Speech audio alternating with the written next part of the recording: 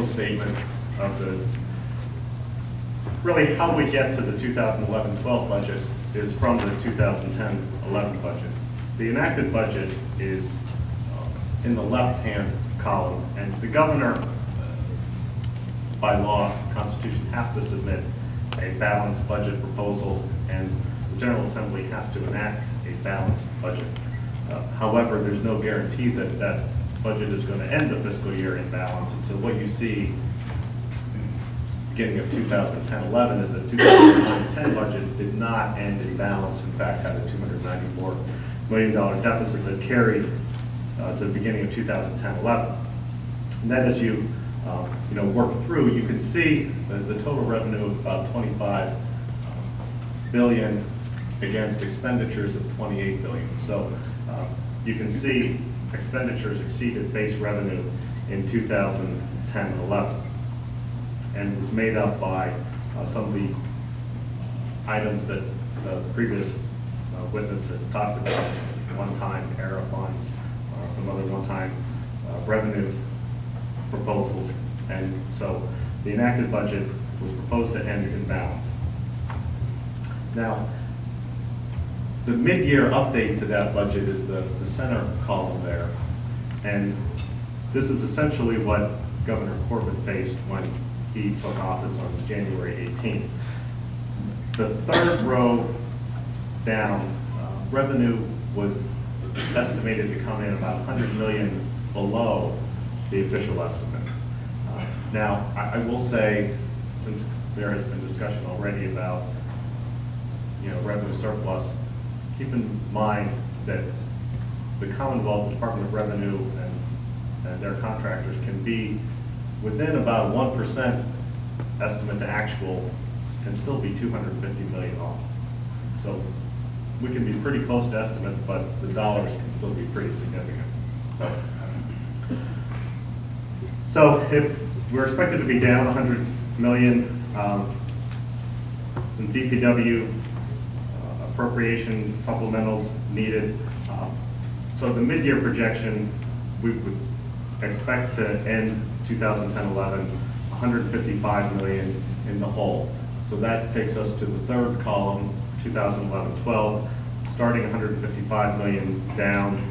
The revenue, total revenue projection 25.8, and had expenditures continued as they were, total expenditures would have grown to about 29.8 or 9 billion, and that would have left us with about a $4.2 billion deficit. So the numbers that you had heard previously, that we've all heard about a $4.2 billion deficit, to maintain the current cost of carry budget, it would indeed have been a $4.2 billion deficit. So how was 2010-11 balanced? Well, there was $2.65 billion in federal fiscal relief. That's federal ERA funds. That was, enhanced federal Medicaid assistance, education funds, and others. There were $750 million in one-time revenues, which includes a $250 million transfer from the Tobacco Settlement Fund. There were transfers from the Oil and Gas Lease Fund, reduction in tax credit programs, and then some accounting changes, changing the dates of payments and some other things.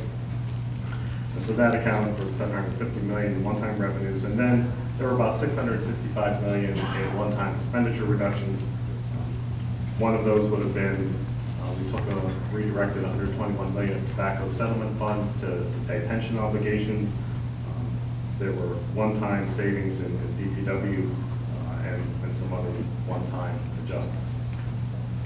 The next slide really shows in the green what our base revenue projections are and the trends where we came from. And the red is spending over the past couple of years, and if we continued on the same track, how expenditures would exceed revenues in the coming years. So if we could operate like the federal government, we could operate in a deficit situation, and this is what it would essentially look like if we didn't have to get revenue and expenditures in balance. So how did the governor propose to balance the 2011-12 budget? Start with a $4.2 billion deficit. We took some action in January and froze funds, about $338 million in basic education funds, $26 million in DCD funds, some DP funds. So we froze about $364 million, increased our prior year lapses by about $100 million, and then we did catch a few breaks. DPW supplemental and some other things weren't as great as we had expected, so we saved about $353 million.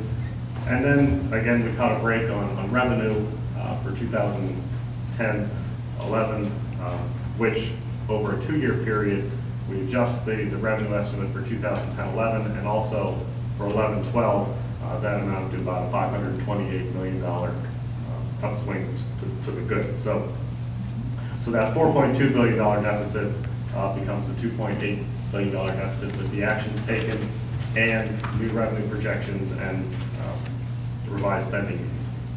So the plan to balance the budget then, to address that $2.8 billion deficit, the government proposed about $2.6 billion in spending reductions.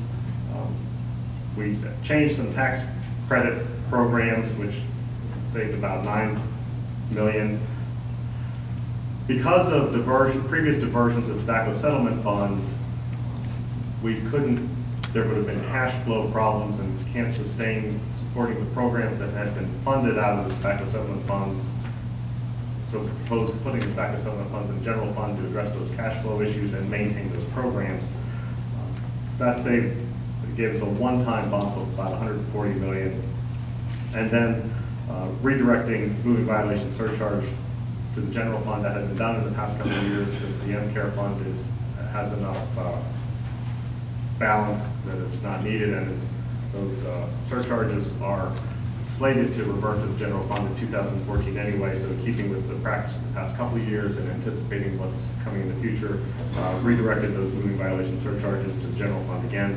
And taking those actions, and again, the greatest of those is spending reductions of $2.6 billion, would leave an ending year balance of about a whopping $5 million. So, if we go to the next slide, this shows us, the 2011-12 budget and how we get there. You can see how, because of the actions we took in 2010-11, as I mentioned, freezing $360+ million in funds and taking some other actions, we will estimate to end 2010-11 with a balance of about $586 million.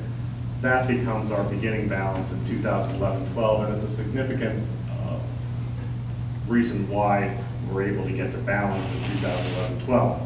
So keep that in mind as we look at how 11-12 ends and what is projected for 2012-13. The next slide just shows Commonwealth's total operating budget, $27.3 billion that's government proposed in state general fund spending, another $22 billion in federal funds, for a total state budget of $63.6 billion.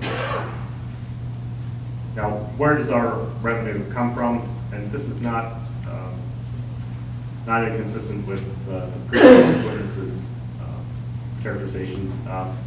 Personal income tax makes up just under 40% of the state general fund.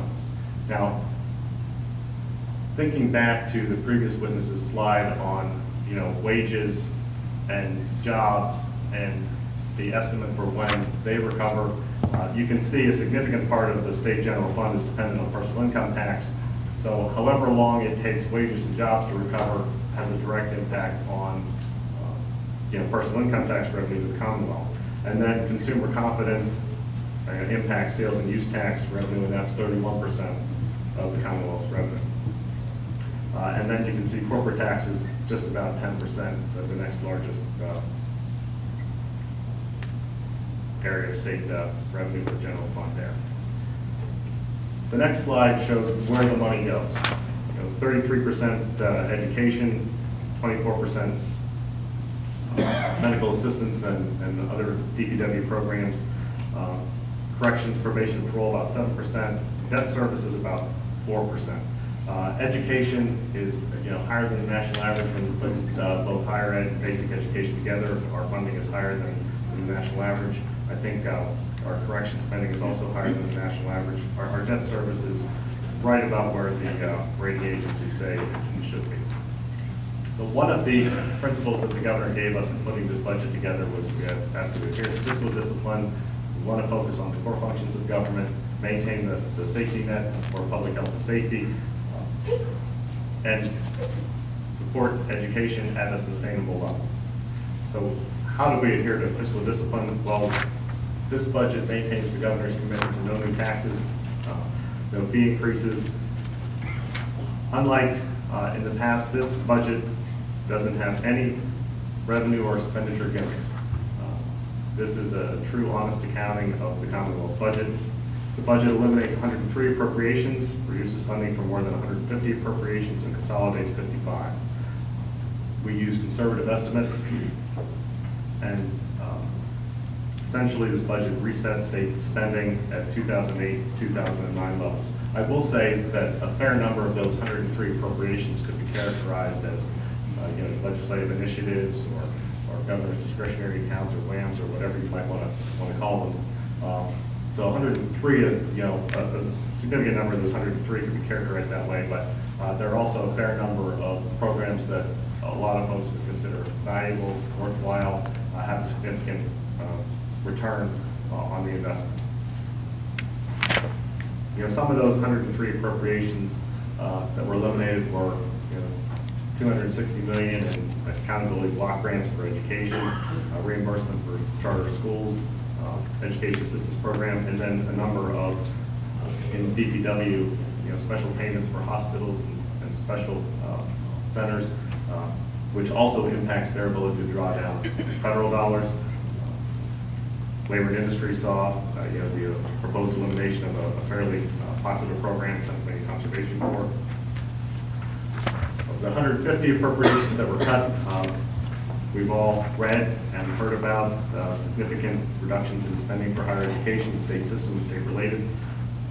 Basic education funding formula was essentially reset at 2008-2009 level. Department of Public Welfare saw about a $126 million reduction in programs. And then there were reductions assumed, reduction of about 1,500 state employees across 15 agencies, but most of those were existing vacancies. Now, just to provide a few numbers related to corrections, this first chart shows the number of inmates over time, as well as the cost per inmate over the same period of time from 2006 to its projected end in 2011. The number of inmates increased about 12% from 2006. Cost per inmate has increased about 17%. Significant amount of funding for the department. We did receive ERA funding over the past 2 years, which on the next chart. What kind of funding? What did you say? What kind of funding? ERA is federal stimulus funding. Thank you. Sorry. And this chart shows replacement of about $173 million in federal stimulus funds in the 2011-12 budget. The blue over 2009-10 and 2010-11 is federal stimulus funds, and the governor's 2011-12 budget would replace the loss of the federal ERA funds.